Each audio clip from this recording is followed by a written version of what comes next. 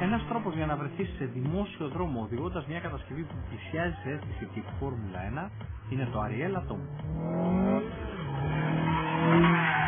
Όσο και αν ακούγεται περίεργο, η εν λόγω κατασκευή έχει πάρει έγκριση τύπου και βγάζει κανονικά πινακίδες κυκλοφορίας στην Ελλάδα. Εμείς είχαμε την ευκαιρία να γνωρίσουμε το Ariel Atom από κοντά στο φυσικό του περιβάλλον, την πίστα. Με την ευκαιρία να ευχαριστήσουμε και την πίστα κάτω του Αγίου Κοσμά για τη φιλοξενία. Πρόκειται ουσιαστικά για ένα χωροδικτύωμα πάνω στο οποίο έχουν τοποθετηθεί τα απαραίτητα: κινητήρα, κυβότιο, φρένα, καθίσματα. Το Ariel Atom οδήγησε οριακά ο οδηγός αγώνων Σταμάτης Κατσίνης.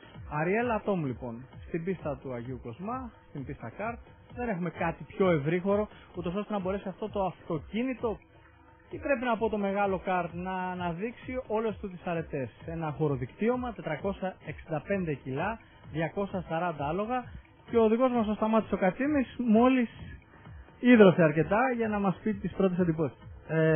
Καλησπέρα Τάκη και από μένα. Νομίζω ότι όπως είπες και εσύ είναι ένα μεγάλο κάρτ.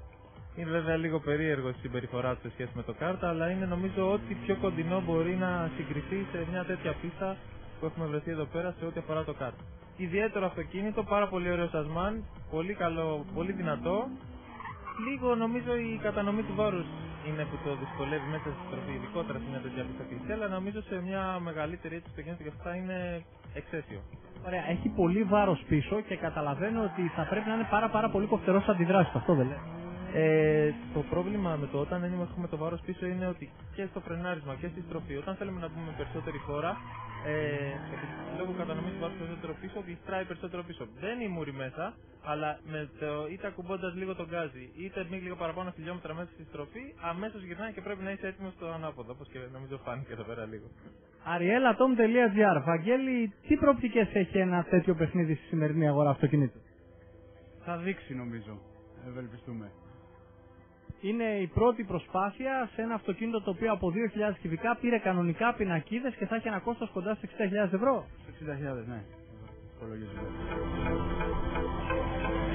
Ο κινητήρας των 245 ύπων που προέρχεται από το ιαπωνικό Honda Type R έχει να κινήσει 467 κιλά. Μιλάμε δηλαδή για αναλογία 1,9 κιλών ανά ύπο.